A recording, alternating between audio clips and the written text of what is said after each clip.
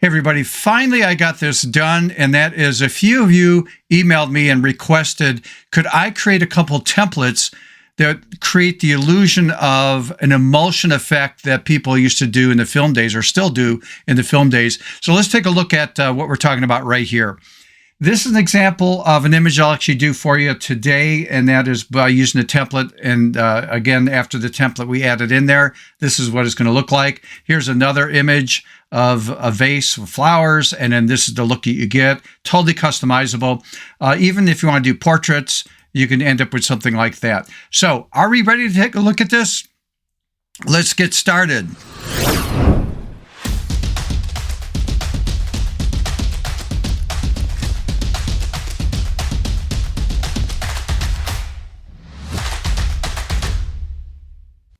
Hey everybody, welcome back to the channel. If you're new to the channel, this is dedicated to photography and as a photo artist, pushing ourselves out of the box creatively. All right, this came as a result of the subscribers asking me if I could create a template in Photoshop that would portray an emulsion effect that people would do in using, actual film during the film days. And some are even doing it today because a lot of people are still, shooting with film. But I put together finally the template. It's at buymeacoffee.com/StephenPhotoArtist. You'll see the link in the show notes, and it's all right here on the screen. But if you've never been there before, let me go to the website right now. And again, it is buymeacoffee.com/StephenPhotoArtist. When you get there, this is the home page. This is where a lot of these subscribers have been donating coffees to the channel, so I really appreciate that. But if you go to the extra tab right here at the very top, there's a collection of templates. And most of these templates, by the way, came as a result of suggestions from the viewers of this channel. And this is the latest one right here. That's emulsion effect templates for Photoshop. When you click on this, you can come to a link here that is a promo video. So if you click on this, I'm not going to play that for you, but it's about I think about a 3-minute video that explains what you get and basically how this works as a concept. And if you like what you see, you just click on add to cart right there and cash out at the very end. So this is at, again, buymeacoffee.com/StephenPhotoArtist. The link will be in the show notes. It's right here again on the bottom of the screen. And now let's actually take a look at what we get with this template. Are we ready? Let's do it. Okay, let's jump right into Photoshop and let's take a look at what we get. And let me actually build one of the projects for you. Okay, let's take a look at this again in Photoshop. I'm just going to go to my workspace area here and just double click to get the open dialog box. And when you download the file from buymeacoffee.com, this is what it's going to be. It's a zip file. If you right mouse click on this, now I've already done this, but right mouse click on it and choose extract all. A similar concept if you're using a Mac computer. Browse where you want to have that saved on your computer. I'm just going to leave mine alone right there. And then this is optional. Show extracted files when complete. And then you just choose the extract button. And again, I already did this. I'm going to cancel out of this, but this is what you would get. In a folder, you're going to get these 2 sample images. I'll work on this one, the landscape one for you. Obviously, you want to use your own images, but this is for practice purposes. And then this is the 2 templates. You have a landscape one and a portrait one. And then also included is a training video, which is going to go into a little bit more depth than what I'm going to cover here on this video right now. Okay, so let's start out with the landscape emulsion one. And again, the concept is the same if you're doing portrait, but let's do the landscape one. So I'm going to double click to open that up, or just highlight it and click on the open button down here in the dialog box. Either way is fine. Now, when this opens up, let me just reduce the size of that a little bit. It says place embedded photo here. Again, in the training video, you'll get to see this again. And that is you put make sure you're selected on that layer, double click to open up the smart object layer. And then when that opens up, what you're going to do is go to, let me just move this to the side. You're going to go to the file drop-down menu and choose place embedded, which is about halfway down.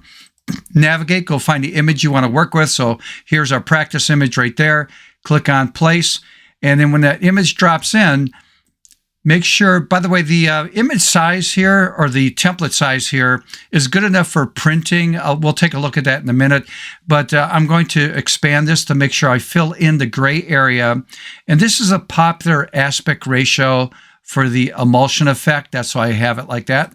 And then once you have that gray area filled in, just enter in the keyboard to accept that. If we're going to go back to image drop-down menu and we come down to image size, you're going to see that the template here, if I go to inches, is going to be like a 10 by 8 300 res, which is a good enough quality for a print if you're going to do that. I talk about how you would save this for social media and that in the training video. But once you have this placed in the Smart Object layer, you're going to close out of this right there. And then again, just choose yes to save it. And if you're new to this concept of a template format in Photoshop, when you open it up, is actually creating an extra copy of the file. And over here in the tab, it says untitled-1.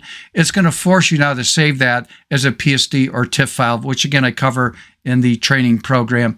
And then also even cover like PNG file formats, why you maybe even want to do that. Okay, once we have this done, this is the default setting. And let's take a look at how we can actually customize this by going to this area called Emulsion. So as that it is expanded, I'm just going to turn these on and off so you can see what you get. The first one is the burn layer. So this is on, off, on, off. So I'm going to turn it off. The second one down here is burn number 2. So that, totally customizable. You could turn that on and off if you want. Also, you could play with opacities and stuff in all these layers. So let me turn that off. Here's emulsion number 1. So this is what it is. We'll turn that off. This is number 2 emulsion. Okay, and turn that off. And then let's go to this one, number 3. Just as a demo on this, you might say, oh, that's too intense for me. So let's go over here to opacity and let's pull the opacity down so it's not as strong. So the beauty thing about this is this is totally customizable based on the look that you want to get. And then I zoomed in on this because by default, your noise is activated here. So you can see that before and after. So that is before, that is after. So that's, again, optional. We tend to like noise on an emulsion, but again, if you don't, you could turn that feature on and off. So once you decide, what you want, so let me just activate a couple of these. Let's say I'm just playing here. Let's say I like those. Okay, now that I'm done with that, I can go to a category here called Color Tones. And here's where you can play a little bit, and that is under Photo Filter. You can see over here it's at 80%, 100% opacity. You could change that, drop it down. You want to push it up, change it based on the look that you want. And again, the whole purpose of these templates is a way of showcasing your work in a very creative way. Come down here if you want to play around with brightness and contrast. I have that set for you. So again, I could pull the brightness down or up, and that's all based on your image. It's going to be slightly different. Again, image to image. If I want to take contrast, I can pull that down or I can push it up. Again, it's really based on your image and the look that you want to get. Down here, black and white, same thing. This is at 60% opacity. You could change that. I'd come over here and change and move the sliders back and forth based, again, on my image to get the look that I want to get. Okay, there's no right or wrong. And then you could add your own, if you want to add any additional, say, adjustment layers in here. Just make sure that it is clipped to the image right there, because the image here, if I turn this on and off, you can see that it is clipped to this layer right there. And so all these effects here, you'll see the down arrows that says that is clipped. So if you do add anything from, let's say, the Oreo cookie dipped in milk, maybe you want to get into curves or something, make sure that it is clipped to the image. Okay, so let's collapse that folder down. So again, you could customize all the different areas in there. And in backgrounds, you could add your own papers if you have a collection of papers. I gave you a few right here. This is the one I have as default right there. You could activate this one. This is an overlay paper, and you can see the look of that. The reason I'm saying it's an overlay paper because it's in multiplying blending mode, which is applying that crinkled paper look to the layer below that. So if you have your own papers you want to add in here, feel free to do that to do some customizing. I'm going to turn that off right now and turn this one off, and I'm going to turn this one on. This is the only one I have in there that if you take a look at this paper layout, if I turn the background off, you're going to see the checkerboard pattern because that paper doesn't go to the outer edge. And I explained in the training video how to save this out as a PNG file format. So the areas on the outer edge is going to be transparent. So if you're putting this out on the internet, on some social media website, the background color of that website will show through, and then your unique paper, which is not going to be perfect, square or rectangle, is going to be sort of distressed to have that certain look that you want. So again, these are all customizable. You can add your own in there. So that gives you an idea of how this template is put together.